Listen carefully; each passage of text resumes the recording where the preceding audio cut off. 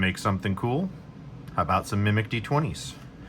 Today's video is going to be on the travel version of the two patterns that come inside here. So the desktop is the other one, that's a separate video. Today we're going to make this guy right here. He's our travel version. They use a coin purse clasp to open and close, so they fit great inside of a bag and travel wonderfully. So why don't we take a look at the pattern? Say skip the first couple pages, that's going to be for the desktop version. This is the travel version, everything you need to cut and punch it, or the SVG files are included if you want a laser. This page will show you the orientation of all the numbers that you're going to need to know if you want to get them in the correct orientation to match a real D20. And then we also have how to get everything sewn together, and we'll go through that as we go through the video. I hope you have fun. Let's get to it. Safety first.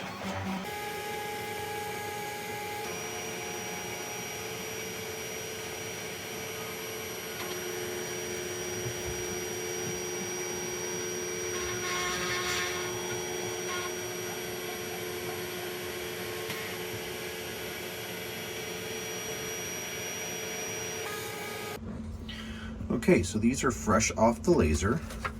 Should be able to just pick them right up. What we're going to want to do though is we're going to need to clean them up a little bit. The laser leaves a lot of char behind, and we want to get that off before we start dyeing or oiling or anything like that. So we're going to take these and head up to the sink, and I'll catch you guys there. Okay, so we are going to completely submerge these under running water, and we're going to scrub them with a toothbrush. And so they're going to be soaked and floppy. We're just going to set them aside to dry. Typically, I let them dry completely overnight. So what you're wanting to look at, though, is like, if you look at this guy here, there is a lot. You can see all that char and how it pulls off on there. Same with the edges. That's what we're getting off. So I'm going to go ahead and go through these, and then we'll pick up later.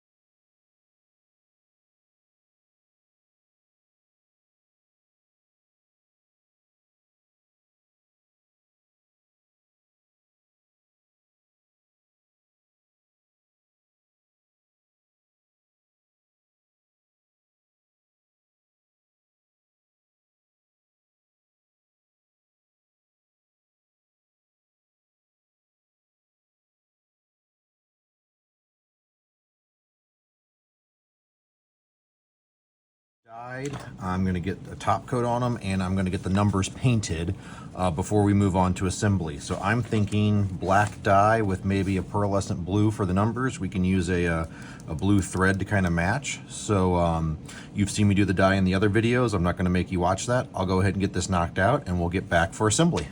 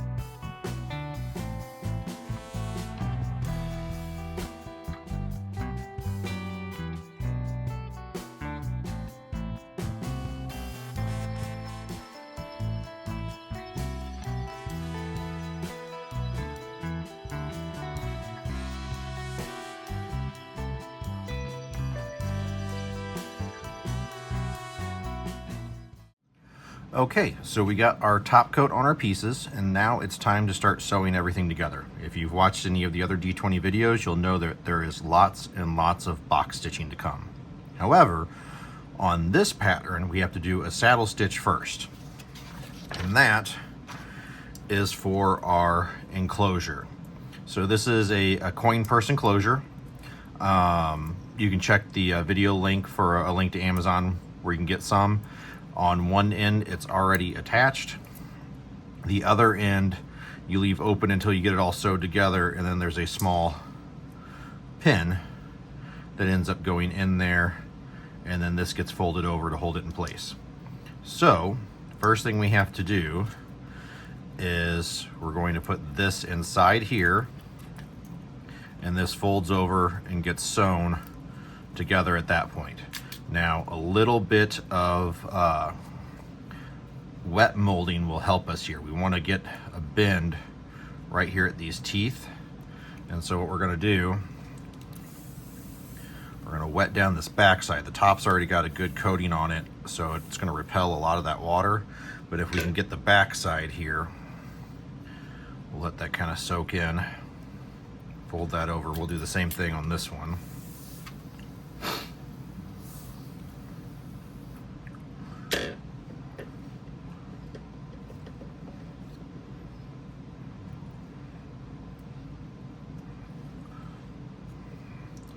Okay. So this is going to go up inside here, and then this guy's going to fold over and get sewn in. So let's get ourselves a little thread. I'm going to change camera angles here, and we'll do the saddle stitch. Okay, so for our saddle stitch here, we're going to have our thread, both needles. We're just going to head through the first hole. We're going to come through from the one side, and what we're going to do is we're going to pull back on that. Pulling back on that's going to create some space here that we can send this guy through.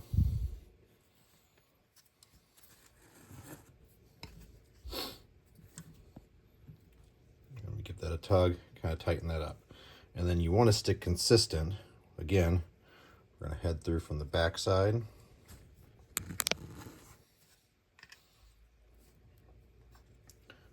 We're going to tug that back out of the way and come through.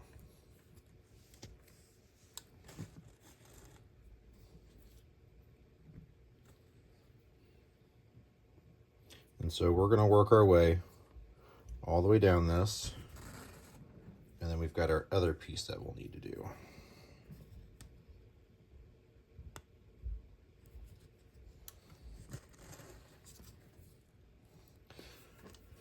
But if you can do that, you're going to end up with a real nice even stitch line if you can make sure to get that out of the way and then come through, and we'll work that all the way down. So I'm going to go ahead and do that, and then we'll switch over to how to add the next piece. Okay, so now that we've got that stitched all the way across, what we want to do is kind of grab and pull and fold that under while this is still wet, and that's going to help get that shape, because we want this to come out, but we want this to head straight down into the bag.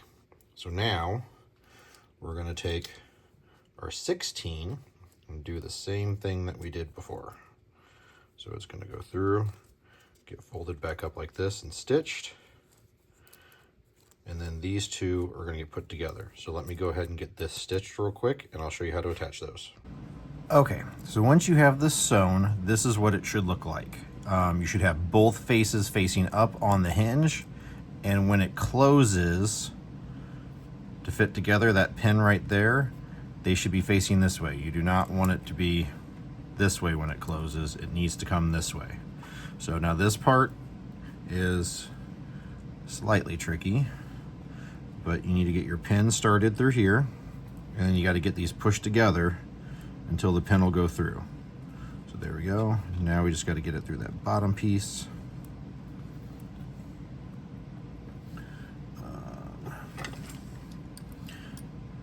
Pair of pliers is very handy here. So our pin's all the way down, and if you notice, sorry, let me get that under zoom here, there is a tab right here. That tab needs to be folded over. So we're going to go back to our pliers here, and okay, and so now those are both flattened out, and we are set, and these will not come apart now. So you can try to pull, but the point is you should be able to squeeze these and they'll open. So now let's go ahead and lay out our other pieces. So if we go back to our layout, we're going to want to sew together these 4 groups, and then we'll go from there. So first thing we're going to do is let's go through and find our 20. There's our 12, 2 and 10. 2 and 10. So these are all going to get sewn together here. So back and forth, and then that one's going to get sewn together to make that hexagon. So I'm going to go ahead and do that, and then these hexagons and then this triangle will get sewn together, and then those pieces all go together. So let me get those sewn, and then I'll show you how the different parts go together. But follow what we've got here, and you should be good. Okay, so we've got our 4 pieces done now, just like on the paperwork. So what we're going to do now is we're going to start connecting some of these. 10 is going to go to 17, and then we're going to take 15 to 7, and then 13 to 1. So we're going to run those 3 together before we move on to the others.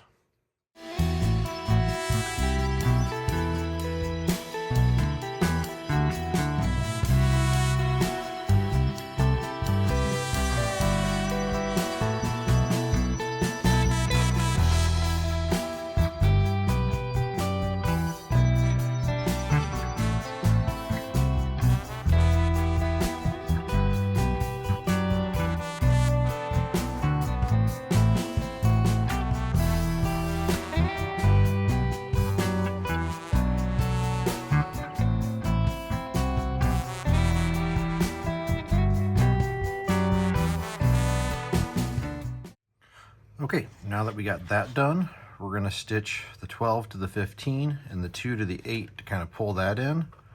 And then the last we're going to have is going to be bringing this cap on and doing the 16. It'll probably be your last stitch so that we can get through the inside if we need to.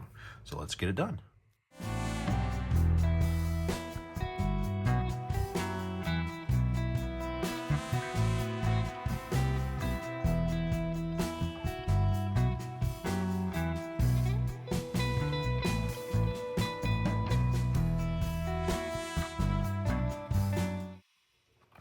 All right, so we've got that all together. Last piece to go on. Going to start up here at the 20 to 14 and work our way around this edge until we get to the 19 and 9 done. Then the last thing that we'll have is just this flap, which we can work our way around, and if we need to, again, we can open it up to get our needles through. So that's the plan. Going to start right here.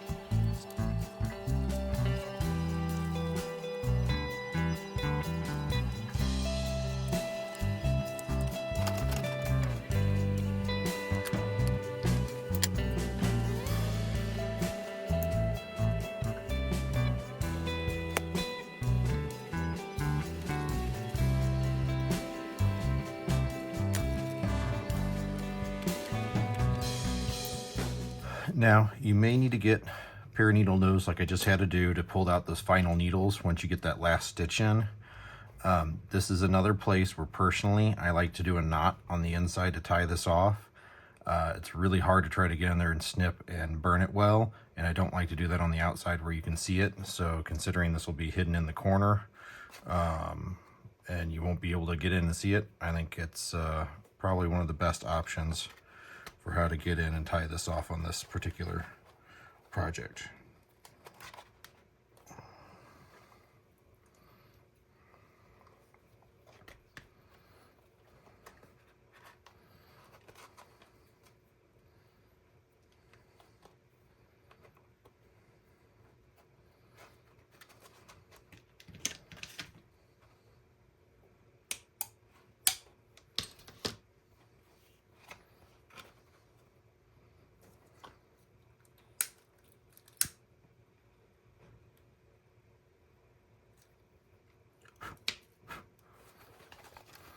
And there we go. We've got our little mimic. You can work on pulling his teeth out some if you want so that they really show.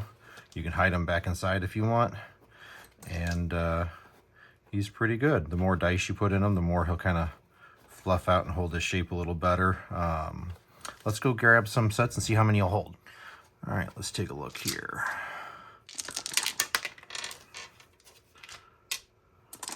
One, two, three, 4, 5, 6, no problem. We could easily fit 12 sets of dice in here if I had to guess. He's got lots and lots of room. But like I said, our little travel guy, he works really well. Toss him in a bag, nothing's coming out. Feed him dice and he'll take care of you. I hope you enjoyed the build. If you didn't check out my desktop version, this is that little guy. He doesn't seal up, but he sits great at the desk. Feed him and you can hold while you're playing. Keep him off the tabletop. Both versions are included in the pattern. Hope you guys had fun.